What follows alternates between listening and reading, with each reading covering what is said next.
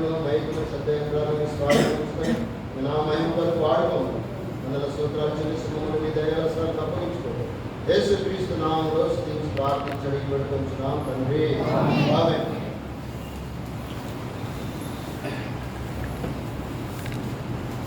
మనం చదువుకున్నటువంటి భాగము మనకు చాలా నోటికి కంఠస్థమైనటువంటి భాగం కాబట్టి సండే స్కూల్లో పిల్లలు మరి బాగా కంఠపాఠంగా బైహార్ట్ చేసి చెప్పేటువంటి భాగం. కాబట్టి ఇక్కడ మనం చూసుకుంటున్నాం దేవుని వాక్యంలో కీర్తన గ్రంథం 1:6 వచనం. ఇక్కడ ప్రాముఖ్యంగా చెప్పబడేటువంటి మాట ఏంటంటే, ప్రభు అయిన యేసుక్రీస్తు వారిలో ఉన్నటువంటి ఒక వ్యక్తి యొక్క జీవితం, యేసుక్రీస్తునందు ఉన్న ఒక వ్యక్తి యొక్క జీవితం ఎలా ఉంటుందో దేవుడు తెలియజేస్తున్నాడు. అదే సమయంలో క్రీస్తుకు బయట యేసుక్రీస్తును సొంత రక్షకునిగా అంగీకరించకుండా, అనేక పాపములు యేసు రక్తంలో కడుక్కోకుండా, దేవుని హృదయంలో చేర్చుకోకుండా ఎవరైతే ఉన్నారో అలాంటి వారి యొక్క స్థితి ఎలా ఏంటిదో ఇక్కడ తెలియజేస్తున్నాడు దేవుడు. కాబట్టి క్రీస్తులో ఉంటే ఎలాంటి ఆశీర్వాదాలు మేలులు ఉన్నాయో మరి దేవుడు తెలియజేస్తున్నాడు. క్రీస్తుకు బయట ఏముంది? ఒకరు ఈ లోకంలో సర్వాధికారి, సర్వంతర్యామి, సర్వసృష్టికర్త అయిన దేవుడు, ఇంకొకటి ఈ లోకాధికారి సాతాను.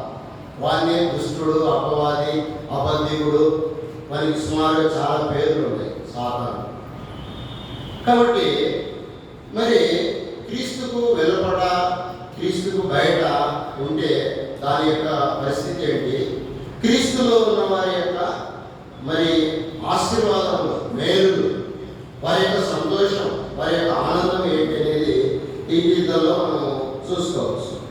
కాబట్టి ఇక్కడ మనం చూస్తే దుష్టులు అని రాయబడతా ఉంటుంది మొట్టమొదటి భాగంలో దుష్టులు.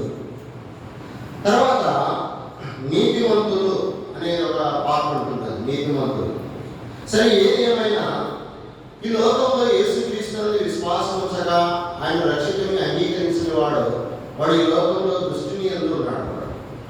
దుష్టునితో సహవాసం చేస్తున్నాడు, లోకంలో తిరుగుతున్నాడు, పాప మార్గంలో దుష్ట మార్గంలో నడుచుకుంటున్నాడు, పాపల మార్గంలో నిలబడుతుంటున్నాడు, ఇంకా అపహాసకులు కూర్చునే చోట కూర్చుంటున్నాడు. ఎవరు?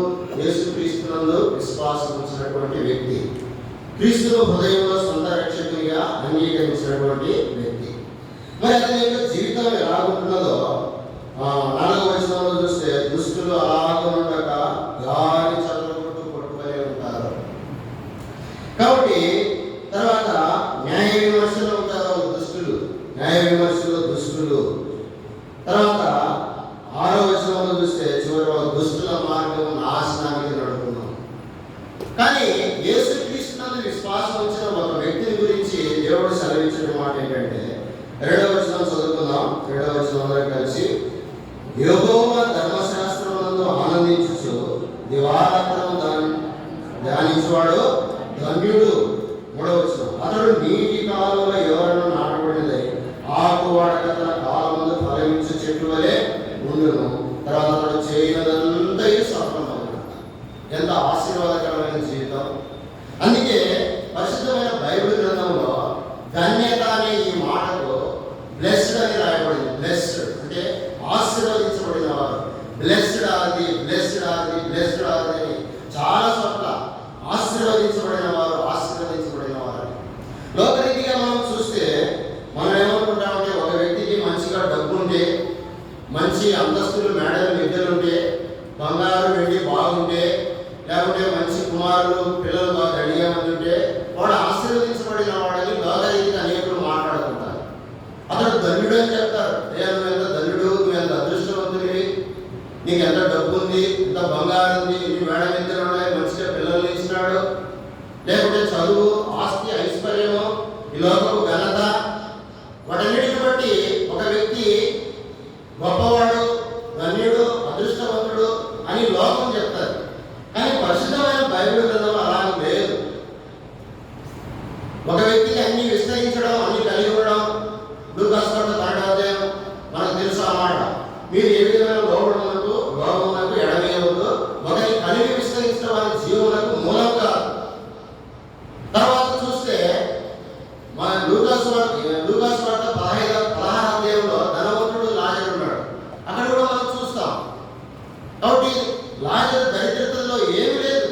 బట్టలు కూడా లేవు, కురూపులు భయంకరమైన దుస్థితిలో చనిపోయినాడు. అయితే ఆయన ఇప్పుడు ఎక్కడున్నాడు? తండ్రి రొమ్మున, అబ్రహాము రొమ్మున ఆనుకుని నెమ్మది పొందుతున్నాడు. అతడు ధన్యుడైనాడు, ఆశీర్వదించబడినాడు భూలోకంలో. అదే అన్ని కలిగిన వాడు ధనవంతుడు ఏమైపోయినాడు? పాతాళంలో యాతన పడుతుంటున్నాడు.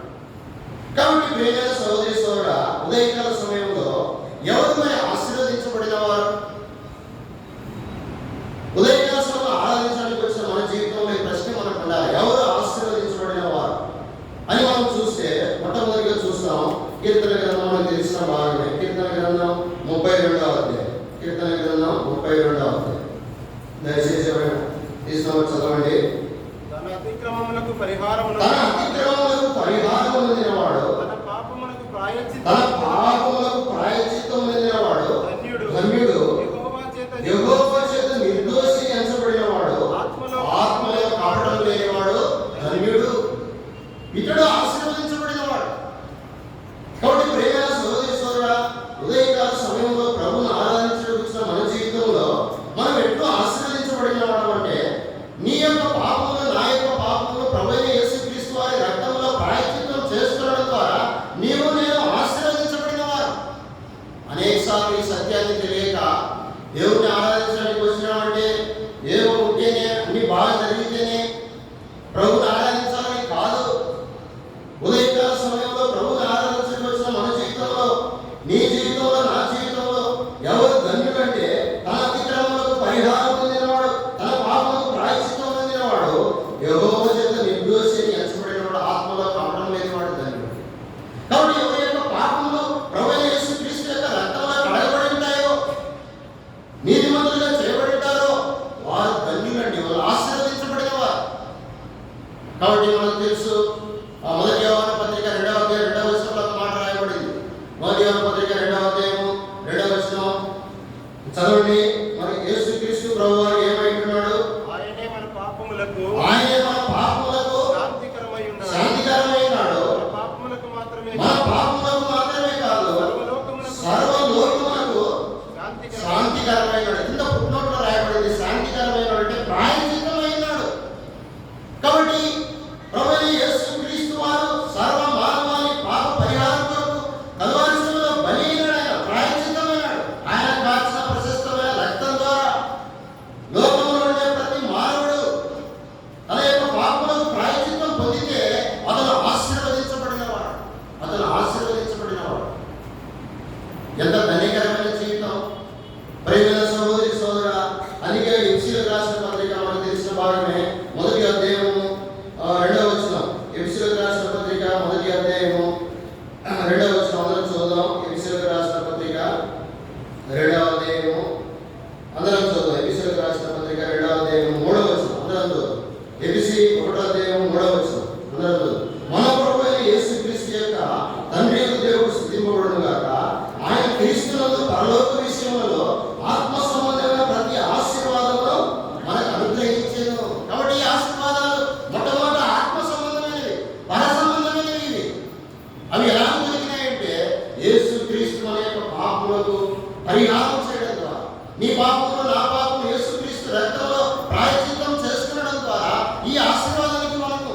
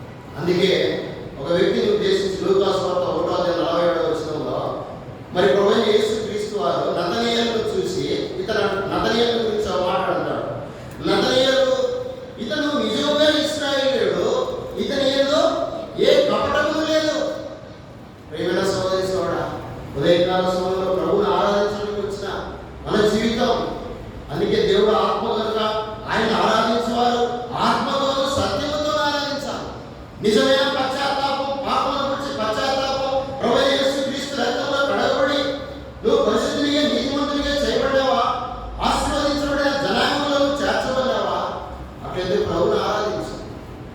ప్రభువా, నా పాపములకు కలువరి శిలువలో ప్రాయశ్చిత్తం చేయడం ద్వారా, నా పాపములు నేను మీ యొక్క రక్తంలో ప్రాయశ్చిత్తం చేసుకోవడం ద్వారా నన్ను ఆశీర్వదించినందుకే నీకు వందనాలు చెల్లిస్తున్నాను ప్రభువా అని దేవుని స్తుతించు, దేవుని ఆరాధించు. ఎన్నో లేఖనాలు ఉంటాయి. గలతీయులకు రాసిన పత్రిక 3వ అధ్యాయం 13-14 వచనం మనకు తెలుసు. మనం ఒకప్పుడు ఈ యొక్క దుష్టలోకంలో పాపం బట్టి శాపగ్రస్తులం, మనం అన్ని జనులుగా జీవిస్తూ శాపగ్రస్తులమై జీవిస్తున్నటువంటి మనం. అయితే అబ్రహాము ఆత్మలో వచ్చిన అబ్రహాము వాగ్దానము, అబ్రహాము పొందిన ఆశీర్వచనం యేసుక్రీస్తు ద్వారా అన్ని జనులమైన నీకు నాకు కలుగుటకై ప్రభువైన యేసుక్రీస్తు వారు ధర్మశాస్త్రం యొక్క శాపం నుండి నిన్ను నన్ను విడిపించి మనల్ని ఆశీర్వదించినాడు. కాబట్టి ఉదయకాల సమయంలో మొట్టమొదటిగా మన జీవితంలో ఏమని ప్రభువుని ఆరాధించాలంటే, ప్రభువా, నా పాపముల కొరకు ప్రభువా కలువరి శిలువలో నీ ప్రాయశ్చిత్తమైన ఆ ప్రాయశ్చిత్తాలను నా రక్తం ద్వారా నా ప్రతి పాపమును కడిగి నన్ను ఆశీర్వదించిన మొట్టమొదటి దైవికమైనటువంటి ఆత్మ సంబంధమైన ఆశీర్వాదం. రెండవదిగా చూస్తాం కీర్తన గ్రంథం 65వ అధ్యాయం. కీర్తన గ్రంథం 65వ అధ్యాయం. కీర్తన గ్రంథం 65వ అధ్యాయము. కీర్తన గ్రంథం 65వ అధ్యాయము 4వ వచనం అందరం చదువుతాం. కీర్తన గ్రంథం 65వ అధ్యాయము 4వ వచనం అందరం చదువుతాం. నీ ఆవరణలో నివసించినట్లు నీవు ఏర్పరచుకొని చేర్చుకున్నవాడు ధన్యుడు. నీ పరిశుద్ధాలయం చేత నీ మందిరంలోని మేలు చేత మేము తృప్తి పొందేదము. ఇక్కడ రెండవ మాటగా చెప్పబడుతున్నది, నీ ఆవరణలో నివసించినట్లు నీవు ఏర్పరచుకొని చేర్చుకున్నవాడు ధన్యుడు. నీవు ఏర్పరచుకొని చేర్చుకున్నవాడు ధన్యుడు. లోకంలో ఎంతో మంది అన్ని జనులు ఉంటున్నారు. యేసుక్రీస్తును యూదులు మాత్రమే క్రైస్తవులు. మనం అనేక సార్లు అనుకుంటాం, నేను క్రైస్తవుని, మా అబ్బతరం క్రైస్తవు. మనం అందరం క్రైస్తవులు కాదు, అన్ని జనులు. కేవలం యూదులు మాత్రమే క్రైస్తవులు. యూదేతరులు అందరూ అన్ని జనులే. కాబట్టి ఈ లోకంలో ఉన్న వారందరూ ఎవరైనా సరే వారు దేవుని యొక్క రావడం అంత ఆశామాషి కాదు, అంత ఆశామాషి కాదు. అందుకే యేసుప్రభువు అన్నాడు, తండ్రి ఎవరిని ఆకర్షించునో వాడు మాత్రమే నా యొద్దకు వచ్చును. ఈ పరిశుద్ధ ఆలయంలోకి, ఆయన ఆవరణలోకి, జీవం కలిగిన దేవుని సన్నిధిలోకి నీవు నేను వచ్చినామంటే ఎంత ధన్యత, ఎంత ఆశీర్వాదం. ఎంతమంది వేల మంది తిరుగుతున్నారు బయట, వింటున్నారు. ఎవరికి లేదు ఈ ధన్యత, ఎవరికి లేదు ఈ ఆశీర్వాదం. ప్రేమైన సోదరి సోదరుడు, అందుకే నీ ఆవరణలో నివసించినట్లు నీవు ఏర్పరచుకొని చేర్చుకున్నవాడు ధన్యుడు. కాబట్టి రెండవదిగా ఎవరు ఆశీర్వదించబడ్డారంటే, ఎవరైతే ప్రభువైన యేసుక్రీస్తు రక్తం ద్వారా పాపములకు ప్రాయశ్చిత్తం చేసుకుని ఆశీర్వదించబడి ఆయన యొక్క ఆలయంలో చేర్చబడినవాడు, ఆయన ఆవరణలో చేర్చుకోబడినవాడు ధన్యుడు. ప్రభువా, నన్ను రక్షించుకొని నన్ను ఆ పాపములకు ప్రాయశ్చిత్తం చేసిన ఆశీర్వదించి మీ ఆవరణలో నేను నివసించేటట్టు, మీ పరిశుద్ధాలయంలోకి నివాసం చేసేటట్టు నన్ను ఏర్పరచుకున్నావు ప్రభు, నన్ను ధన్యుడిగా చేసినావు ప్రభు, నన్ను ఆశీర్వదించినావు ప్రభు అని ప్రభువు మనం ఆరాధించాలి. ఒక మాట చదువుతాం. ఆదికాండం 24వ అధ్యాయం 31వ వచనం ఒక మాట రాయబడింది. ఆదికాండం 24వ అధ్యాయం 31వ వచనం. దయచేసి చదవండి. ఆదికాండం 24వ అధ్యాయం 31వ వచనం. లాబాను ఆదికాండం 24:31. లాబాను యెహోవా వలన ఆశీర్వదింపబడినవాడా, యెహోవా వలన ఆశీర్వదింపబడినవాడా, లోపలికి రమ్ము, నీవు బయట నిలవనేలా, ఇల్లును ఒంటెలకు స్థలమును అన్ని సిద్ధంగా ఉన్నాయి, అన్ని సిద్ధంగా ఉన్నాయి. కాబట్టి ప్రియమైన సోదరి సోదరుడా, ఎవరు ఈ మందిరంలోకి తీసుకురాబడ్డారంటే యెహోవా వలన ఆశీర్వాదం పొందినవాడు, యెహోవా వలన ఆశీర్వాదం పొందినవాడు. కాబట్టి నువ్వు ఈ మందిరంలోకి నేను ఇక్కడికి వచ్చినామంటే దేవుని యొక్క ఆశీర్వాదం, ఆయన ఆవరణలో నివసించడానికి కొరకైన ఆశీర్వాదం పొందినటువంటి వారు. కాబట్టి ఆ యొక్క లాభం అంటున్నాడు, అబ్రహాము పెద్దదాసుడైనటువంటి ఎలియాజరుతో, యెహోవా వలన ఆశీర్వదించబడిన వాడా, నువ్వు లోపలికి రా. అందరు రారండి మందిరం లోపలికి. అందుకే అక్కడ రాయబడింది ఇప్పుడు మన మందిరాలలో, యెహోవా వలన ఆశీర్వదించబడిన వాడా, నువ్వు లోపలికి రమ్ము, లోపలికి రమ్ము. లోపల సర్వ సమృద్ధి ఉంటున్నది దేవుని యొక్క మందిరంలో. చూడండి, కీర్తన గ్రంథం 122వ అధ్యాయము 7వ వచనం. దయచేసి చదవండి. కీర్తన గ్రంథం 122వ అధ్యాయము 7వ వచనం. నీ ప్రాకారములలో నెమ్మది కలుగును గాక, నీ నగరులలో క్షేమము కలుగును గాక. కాబట్టి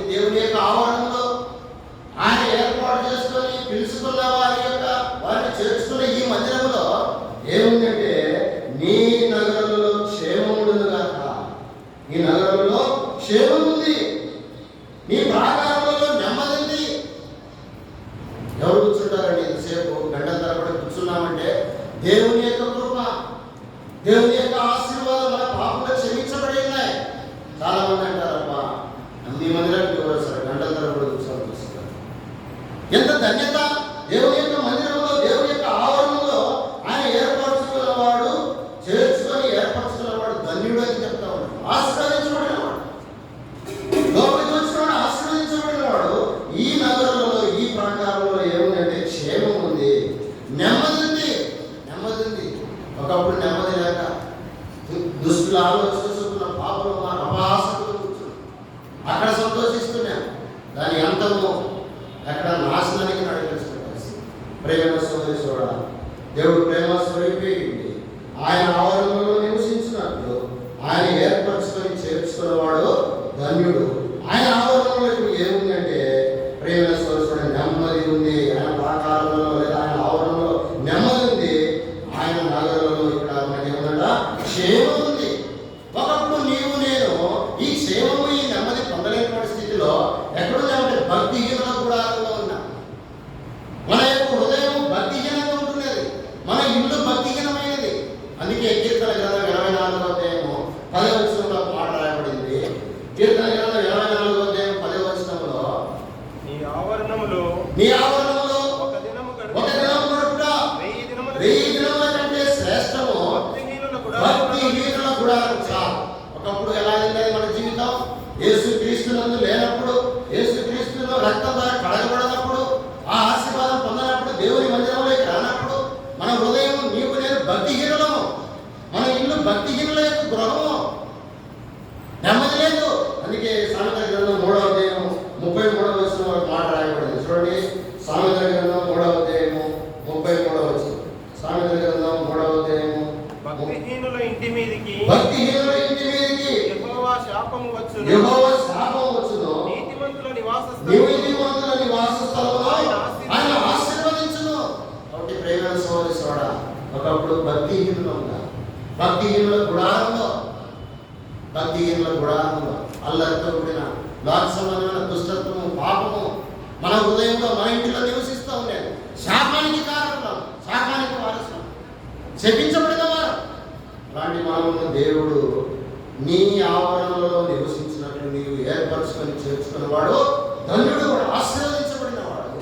నీ ఆవరణలో నెమ్మది ఉంది, క్షేమం ఉంది. వీడు ఆ ఒక్క దినం కూడా 1000 దినముల కంటే శ్రేష్టము. ఈ ఆవరణలో నివసిస్తున్నామా? ఏదో ఆదివారం వచ్చేస్తాను ఎట్లా నివాసం చేసినట్టు.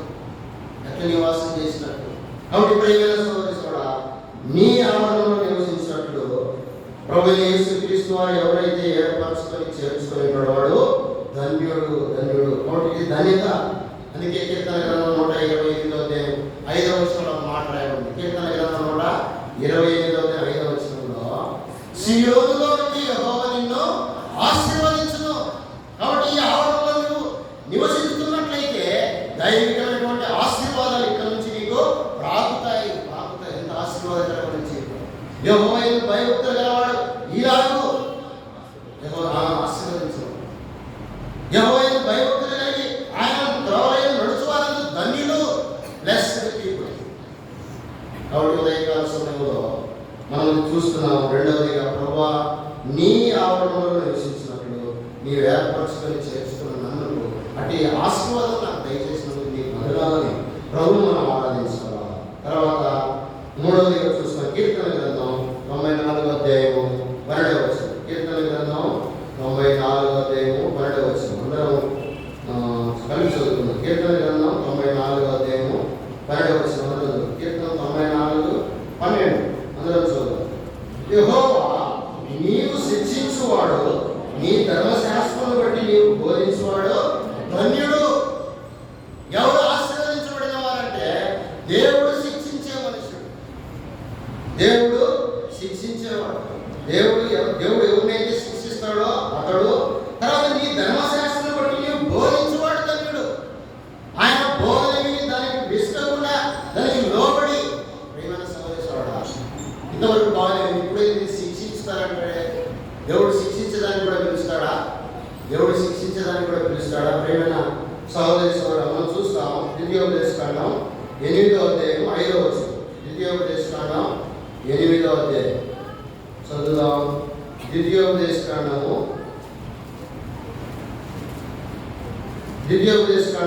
8వ అధ్యాయము 5వ వచనం అందరం చదువు. ద్వితీయోపదేశకాండం 8వ అధ్యాయము 5వ వచనం అందరం చదువు.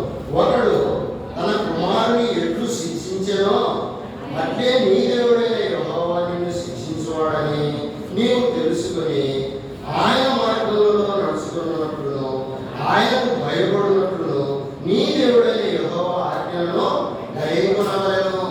కాబట్టి ప్రియమైన సోదరి సోడా, రక్షించబడినావు అంతటితో సాలేక నా పేరు జీవగ్రంథంలో రాయబడింది అంతటితో కాదు. రక్షణ అనేది అంతం వరకు సహించిన వాడెవడో రక్షించబడు. కాబట్టి రక్షణ అనేది అంతటితో పరిపూర్ణం కాలే, అది జరుగుతూ ఉంటుంది నిరంతరం. విశ్వాస జీవితంలో దేవుని యొక్క ఆజ్ఞను నీవు నేను పాటించకపోతే, ఆయన చిత్తంలో జరిగించకపోతే, ఆయన మార్గంలో సరైన విధంగా నడచకపోతే అవసరాన్ని బట్టి దేవుడు శిక్షిస్తాడు. జాగ్రత్త.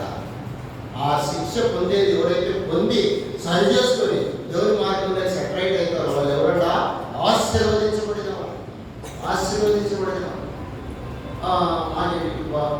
ఈ దుఃఖాలు వస్తున్నాయి. యేసుప్రభువును నమ్ముకున్నాం. ఏదైనా యేసుప్రభువును నమ్ముకుంటే శ్రమలు, కష్టాలు, శోధనలు ఏమి రావని దేవుడు చెప్పలేదు.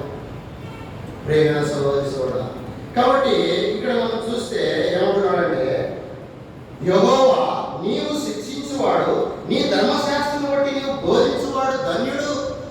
కాబట్టి ఎందుకు మన కడుపులో పుట్టిన కుమారులనే వారు మన మాట వినకపోతే, మనం చెప్పిన మార్గంలో నడకపోతే కొడతాం, మనం శిక్షిస్తాం, బుద్ధించేటట్టు చేస్తాం. అట్లానే మన కొరకు ప్రాణం పెట్టిన దేవుడు మనం ఈ దుష్టలోకంలో నుంచి, అపవిత్రమైన లోకంలో నుంచి, చెడుగులో నుంచి విడిపించడానికి కొరకు తన ప్రాణమనే కలువరిశిలో ప్రాయశ్చిత్తం చేసిన దేవుడు. నీవు నేను పరిశుద్ధ సంతతిగా ఉండాలా, పరిశుద్ధత నుంచి అతి పరిశుద్ధులకి దినదినం వెళ్తూ ఉండాలా, ఆయన యొక్క స్వరూపంలోకి మనం మార్చబడుతూ ఉండాలా. అంతవరకు వచ్చేటప్పుడు అలా వచ్చేంత వరకు ఏం చేస్తా ఉంటాడు? బాగా పడతా ఉంటాడు, నలగొడతా ఉంటాడు, విరగొడతా ఉంటాడు. అవి వ్యాధులే కావచ్చు, బాధలే కావచ్చు, శత్రువుల ద్వారా అప్పగించడమే కావచ్చు, ప్రేమైన సోదరు తోటి సహోదరుల ద్వారా మరి శోధనలే రావచ్చు, ఏవో ఒకటి రావచ్చు. దేవుడు మనల్ని అనుమతిస్తాడు. ఏది కొరకు? నీ మేలు కొరకే, నీ మేలు కొరకే, నా మేలు కొరకే. అందుకే ద్వితీయోపదేశం 8వ అధ్యాయము 16 అంటాడు. 8:16 ద్వితీయోపదేశకాండం 8:16 తుదకు నీకు మేలు చేయవలని, తుదకు నీకు మేలు చేయాలి. ఏమిటి ఆ మేలు అంటే? ప్రేమైన సోదరుడా, నేను ఆయన స్వారూప్యంలోకి తీసుకురావాలి. అనేక సార్లు వ్యాధులు వస్తే కృంగిపోతాం, బాధలు వస్తే కృంగిపోతాం, ఇంకా ఏమైనా సమస్యలు చుట్టుమెడితే కృంగిపోతాం. లేదా దేవుడు శిక్షించేటప్పుడు ఒకసారి దేవుడు శిక్షిస్తున్నాడని అడగడం, దాన్ని బట్టి దుఃఖపడతా, చింతపడతా, విచారపడతా ఉంటాం. ప్రేమైన సోదరు, తన మార్గంలో తన ఆజ్ఞను అనుసరించేటట్టు చూడండి. యోబు గ్రంథం 5వ అధ్యాయం, యోబు గ్రంథం మనకు తెలిసిన భాగమే. యోబు గ్రంథం 5వ అధ్యాయము 17-18 వచ్చిన చూద్దాం. యోబు గ్రంథం 5వ అధ్యాయము 17-18 వచ్చిన. యోబు గ్రంథం 5వ అధ్యాయము 17-18 వచ్చిన. అందరూ కలిసి చదువుతున్నాం. దేవుడు గర్జించు మనుషుడు ధన్యుడు, కాబట్టి సర్వశక్తుడు దేవుని శిక్షను తృణీకరించము. ఆయన గాయపరిచి గాయము పట్టును, ఆయన గాయం చేయను, ఆయన చేతులే స్వస్థపరచును. కాబట్టి యేసుక్రీస్తులో ఇప్పుడు మనం వచ్చినాం. మనం ఏ రోజు మార్గం తప్పుతా ఉంటే ఒకే చేస్తాడు దేవుడు. ఎట్లా? దినదినం బోధిస్తూ ఉంటాడు, మనకు దినదినం బోధిస్తూ ఉంటాడు. ఇక్కడ ఉండే బోధకుల ద్వారా బోధిస్తాడు, ఇక్కడ చెప్పేవారి ద్వారా. దానికంటే ప్రభు అయిన యేసుక్రీస్తు వారు మంచి బోధకుడు. పరిశుద్ధాత్మ దేవుడుగా నీలో నాలో ఆయన నివాసం చేసుకొని అనుదినం ఆయన మనకు బోధిస్తూ ఉంటున్నాడు. ఎట్లా నడుచుకోవాలనో, ఏది చేయవలనో, ఏది మంచో, ఏది చెడో, ఎటు పోతే నష్టమో, ఎటు పోతే మేలో, ఇవన్నీ దేవుని యొక్క వాక్యంలో పెట్టి మనము బోధిస్తున్నాడు. ఆ బోధకు మనము ఒకవేళ చెవి ఎప్పకపోతే బాధల వలన విధేయులుగా చేస్తాం. ఇదే యోబు గ్రంథంలో ఆయన బోధకు మనం విధేయులు కాకపోతే బాధల వలన విధేయులుగా చేస్తాం. ఏదో ఒకటి అనుమతించి. అయితే మనం అనేక సార్లు ఈ దినాల్లో ఏమైపోయిందంటే ఆ స్వరం కూడా ఇదే పరిస్థితి. ఎంత విచారకరమైన సంగతి. కేవలం పరిశుద్ధాత్మ ద్వారా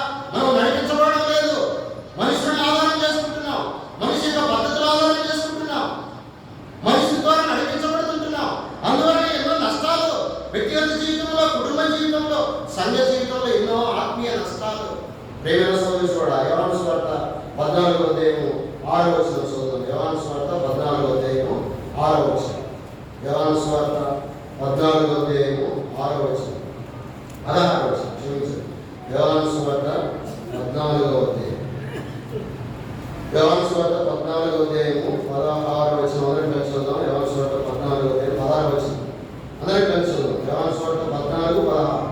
నేను తండ్రిని వేడుకుందును, మీ యొద్ద ఎల్లప్పుడూ ఉండటకే ఆయన వేరొక ఆదరణకర్తను అనగా సత్య స్వరూపియగు ఆత్మను మీకు అనుగ్రహించును. ఈ ఆత్మ ఏం చేస్తాడంటే మనకు దినదినము బోధిస్తాడు. ఇదే యోహాను సువార్త 16వ అధ్యాయం 13వ వచనం. యోహాను సువార్త 16:13. అయితే ఆయన అనగా సత్య స్వరూపి అయిన ఆత్మ వచ్చినప్పుడు మిమ్మల్ని సర్వసత్యంలోకి నడిపించును. ఆయన తనంతట తాను ఏమి బోధింపక వేటిని వినో వాటిని బోధించి సంభవింపో సంగతులు మీకు తెలియజేయను.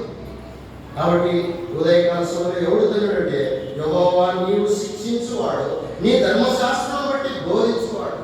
నీ ధర్మశాస్త్రం బట్టి నీవు బోధించువాడు ధన్యుడు.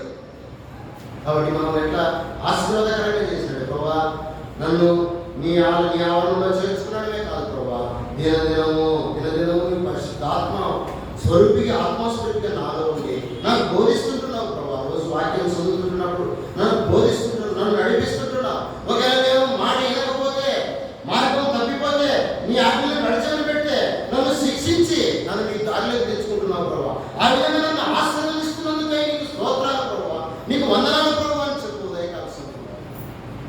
ప్రేమైన సహోదరి సోదరుడా, ఎందుకంటే దేవుడు మనం పరిశుద్ధపరిచిన మాట చదువుకుందాం. హెబ్రీయులకు రాసిన పత్రిక 12వ అధ్యాయం, హెబ్రీయులకు రాసిన పత్రిక 12వ అధ్యాయము 5-6 వచనం. హెబ్రీయులకు రాసిన పత్రిక 12వ అధ్యాయము 5-6 వచనం. హెబ్రీ 12:5. నా కుమారుడా, ప్రభు చేసి శిక్షణ తృణీకరించుము, ఆయనను గద్దించినప్పుడు విసుగకుము. ప్రభువు తాను ప్రేమించు వారిని శిక్షించి తాను స్వీకరించు ప్రతి కుమారుని దండించును అని కుమారునితో సంభాషించినట్టు మీతో సంభాషించు ఆయన హెచ్చరికలు మీరు పరిస్థితి. కాబట్టి ప్రేమ మా సోదరు, కాబట్టి ఎంత ప్రేమ కలిగిన దేవుడు. కాబట్టి యెహోవా నీ ధర్మశాస్త్రం బట్టి నువ్వు బోధించి నువ్వు శిక్షించేవాడు ధన్యుడు. ఎందుకు ఆయన శిక్షిస్తుంటున్నాడంటే ఇలా మనం పరిశుద్ధపరిచి 10వ వచనం చదువుతాం. 12:10, హెబ్రీ 12:10. వారు కొన్ని దినముల మట్టుకు తమకు ఇష్టం వచ్చినట్టు మనల్ని శిక్షించిరి కానీ మనము తన పరిశుద్ధతలో పాలు పొందవాలని మన మేలు కొరకే ఆయన శిక్షించుచూ ఉన్నాడు. కాబట్టి ఈ లోకంలో తల్లిదండ్రులైన వారు ఏం చేస్తారు? కొంతవరకు కొడతారు. ఎంతవరకు? 15 ఏళ్ళు 16 ఏళ్ళు వచ్చినాయి అనుకోండి, అంతవరకు కొడతారు. ఇంకా 15 ఏళ్ళు 16 ఏళ్ళు వాడు పెద్దోడు అయిపోయినాడు, యవనస్తుడు అయిపోయినాడు, ఏమనేదానికి లేదు, వదిలిపెట్టేసి అని అంటాం. కానీ యేసు ప్రభు నిన్ను నన్ను వదిలిపెట్టాడు. నిన్ను ఎందుకు రక్షించుకున్నాడు? ఆయన యొక్క పరిశుద్ధతలో ఆ పరలోక రాజ్యంలో నీవు నేను చేరేంత వరకు మనం ఏం చేస్తాడు? శిక్షిస్తానే ఉంటాడు, బోధిస్తానే ఉంటాడు, సరి చేస్తానే ఉంటాడు. వృద్ధాప్యం వచ్చేసింది ఏమనుకుంటారు? వృద్ధాప్యం వచ్చిన ఆయన విడిచిపెట్టాడు. చాలా జాగ్రత్త. వృద్ధాప్య దినాల్లోనే చాలా జాగ్రత్తగా ఉండాలి. చెవులు మందగిస్తాయి, కాళ్ళు చేతగా ఇంటికాడ కూర్చొని శత్రువు చేత శోధించబడి నాన్న మాటలు అపవిత్ర ఆఖరికి ఊరకెందుకుండా బిడిలు కూడా కాదు. ఊరకెందుకుండా బిడిలు కొంతమంది చూసిన, కొంతమంది పరాలసిస్ వచ్చేసి మందిరానికి అంతమంది నడిచి ఊరికెందుకు కూర్చున్న బిడిలు కాదు, టైం పాస్. ఎంత విచారకరమైన సంగోరకు పోయి చెప్పినాడు, అంకులు దేవుడు మిమ్మల్ని పరిశుద్ధపరిచినాడు, మన రక్తంలో కడిగినాడు. దినం పరలోక రాజ్యంలో మీరు దేవునితో కూడా అందరూ ఉండాలా? రేపు మీరు చనిపోయారనుకో మేము చేస్తే మీ గురించి సాక్ష్యం చెప్తాం. ఏమని ఆయన ఎంత భక్తిగా నడిచినాడు, ఎంత దేవుని యొక్క భయభక్తులు కలిగి ఉన్నాడు, మంచి పోరాటం ఆడాడు, తన కరువు పడముట్టించినాడు, విశ్వాసాన్ని కాపాడుకున్నాడని ఆయన గురించి సాక్ష్యం ఇచ్చి స్వార్థ వాక్యాలు చెప్పుకుంటా మోసుకుంటా పోతాం చేయొచ్చు. మరి ఈ యొక్క సాక్ష్యానికి నువ్వు అర్హురాలిగా ఉండాలంటే నువ్వు చనిపోయేంత వరకు దేవుని చేత నువ్వు శిక్షించబడుతుండాలా, బోధించబడతావు. నేను బోధించబడాలి. ఎందుకంటే మన పరిస్థితుల్లో పాలు పొందాలని మనం ఈ లోకం వదిలిపెట్టేంత వరకు సిద్ధపరుస్తాం. దానికోసం ఎన్నో రప్పిస్తాడు. అయితే మనకు అడగం, దాని గురించి విచారపడతా. అదే అనుకొని అపోస్తున్న పౌలు అంటలే, నేను ఎప్పుడు బలహీనున్నా అప్పుడే బలవుతున్నాను, విశేషించి నా బలహీనతలో నేను సంతోషిస్తున్నాను అన్నాడు. మనమైతే తర్వాత చిన్న చాలా జాగ్రత్త. దేవుడు నిన్ను రక్షించింది, ఇలా పరిశుద్ధపరిచి చివరికి ఏం చదువుకొని ముగించుకున్నాం. ఆ ప్రకటన గ్రంథం 14వ అధ్యాయము 13వ వచనం అందరికీ తెలిసిన వారు.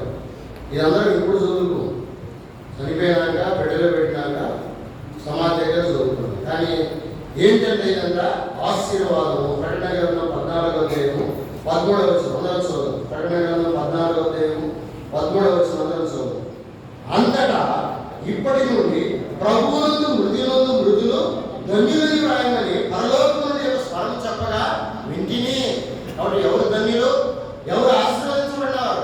ఎవరైతే ప్రభు అయిన యేసు క్రీస్తునందు నిద్రిస్తారో, ఎవరైతే ఆయనలో చనిపోతారో వాళ్ళు ధన్యులు, వాళ్ళు ఆశీర్వదించబడిన వారు.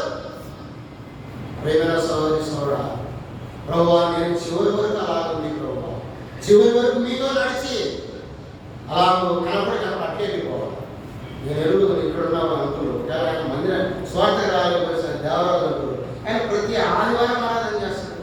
అబ్బా నేను అంతా వర్ణించుకుంటాడు దేవుడిని. అట్లా కనపడితే వెళ్ళిపోయాడు. ఒక నెల కూడా లేడు, వెళ్ళిపోయాడు. ఇంకొక ఆయన ఎద్దు వేస్తున్నట్టు ఒకరు నేను ఎరుగుదు. ఆయన కాలు ఇంతలా బోధకాలం అనేది వాసన సువార్తకు మాతో పాటు అది ఎంతైనా టైం ఆయన వ్యాన్లో వచ్చాడు. ఎంతైనా ఆ వీధిలో పోతాడు. ఆయన కోసం ఎదురాడుకుంటూ పోవాలి. ఆడవాడు త్వరగా మేము అనుకుంటే ఎందుకు ఈ వృద్ధాపంలో రావడం స్వార్థకు ఇక్కడ కూర్చుంటే పోయి మా కోరిక తొందరగా చేస్తాడు, మేము తొందరగా పోవాలని మేము అనుకునేవాళ్ళు తెలియదు. కానీ ఆయన దేవుడితో నడుస్తూ ఒక నెల అంతే వెళ్ళిపోయినాడు దేవుడి సన్నిధి. ప్రేమైన సహోదరి సోదరుడా, ప్రభువునందు మృతులు ధన్యులు, ఆశీర్వదించబడిన వారు. ఒకటి ప్రేమైన సహోదరి సోదరుడు, ఎందుకు ఈ ఆశీర్వాదం అంటే ఒక మాట చూసుకుని మనం ప్రభువుని ఆరాధన ప్రవేశిస్తాం. చూడండి, మత్తయి సువార్త 25వ అధ్యాయము 34వ వచనం. మత్తయి సువార్త 25వ అధ్యాయము 34వ వచనం. మత్తయి సువార్త 25వ అధ్యాయము 34వ వచనం. అందరం చూద్దాం. మత్తయి సువార్త 25వ అధ్యాయము 34వ వచనం. అప్పుడు రాజు తన కుడి వైపున ఉన్న వారిని చూసి, నా తండ్రి చేత ఆశీర్వదింపబడిన వారా రండి, లోకం పుట్టినది మొదలుకొని మీ వరకు సిద్ధపరచబడిన రాజ్యం స్వతంత్రించుకోండి. కాబట్టి ప్రభువునందు మృతి నొందిన మృతులు ధన్యులు.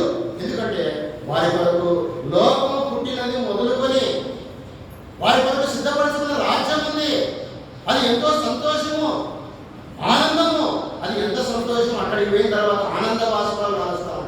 ఆ సంతోషం పట్టలేక కన్నీళ్ళు వస్తాయి. దేవుడు నా కొరకు సిద్ధపరిచిన రాజ్యం ఎవరికైతే ఆశీర్వదించబడిన వారికి. ఆశీర్వదించబడిన వారు ఉదయకాల సమయంలో దేవుని సన్నిధిలోకి వచ్చిన ప్రేమ సహోదరి సోదరుడా, యవన సహోదరి సహోదరుడా, పిల్లల ఇంకా మీ పాపములు మీరు పశ్చాత్తాపం పొందకపోతే, ప్రాయశ్చిత్తం కాకపోతే దుష్ట లోకము ఎక్కడికైనా తీర్పులో నిలబడాల్సి వస్తుంది. గాలికి కొట్టుబడి ఉంటారు. అగ్నిలో ఆయన చేతిలో చాట ఉండి తోరపడతాడు. రేపు ఆరని అగ్నిలో కొట్టులో కాల్చుతాడు. దుష్టులు నాశనానికి నడిపించబడతారు. అయితే యేసుక్రీస్తునందు ఎవరు యేసుక్రీస్తు యొక్క రక్తం ద్వారా తన పాపములకు ప్రాయశ్చిత్తం చేస్తున్నాడు, వాడు ఆశీర్వదించబడిన వాడుగా ఉంటున్నాడు. రెండవదిగా ఆయన ఆవరణలో నివసించినట్లు దేవుడు ఎవరినైతే ఏర్పరచుకొని చేస్తున్నాడో వాడు ఆశీర్వదించబడిన వాడు. మూడవదిగా చూసుకొచ్చినాం, యెహోవా నీవు శిక్షించిన వాడు, నీవు నీ ధర్మశాస్త్రం బట్టి బోధించేవాడు ధన్యుడు. నాలుగవదిగా చూసినాం, ప్రభువునందు మృతులు ధన్యుడు. అలాంటి వారికి లోకం పుట్టినది మొదలుకొని సిద్ధపరిచిన పరలోక రాజ్యం, ప్రతి రాజ్యంలో స్వతంత్రం. ప్రభు ఆరాధన బట్టి మాటలు ఉపయోగించింది.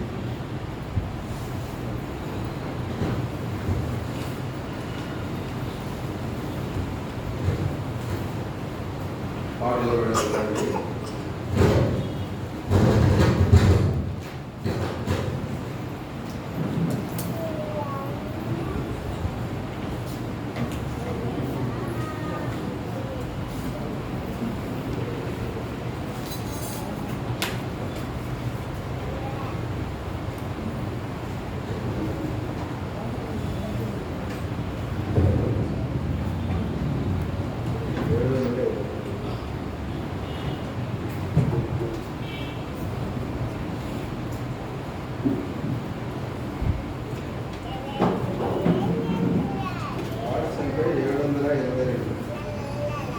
పాట సంఖ్య 722, ఇంకో పుస్తకం 790.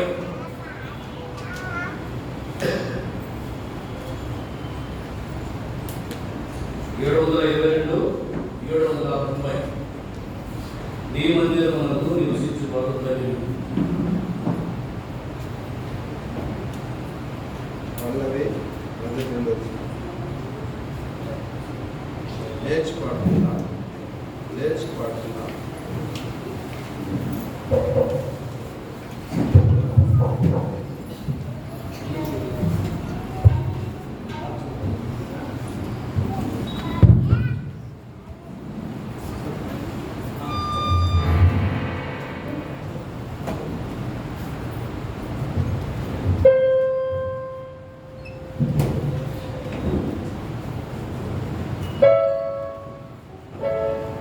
నీ మందిరమునందు నివసించువాడు ధన్యులు, ధన్యులు.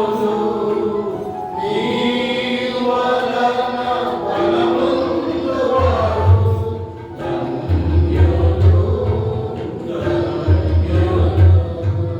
నీ వలన బలముందువాడు ధన్యులు.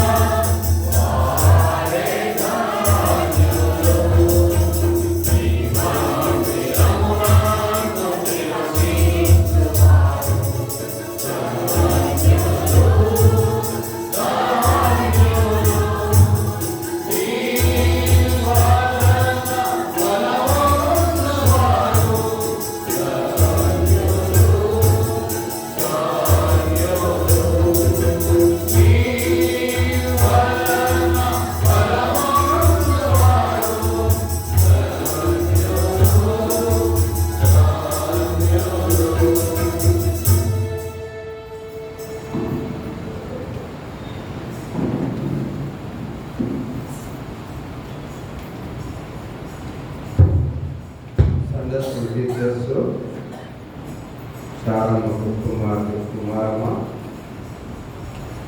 తర్వాత సువాసనమ్మ, వీరు ఆరాధించి సండే స్కూల్ పరిచయం చేసుకుంటారు.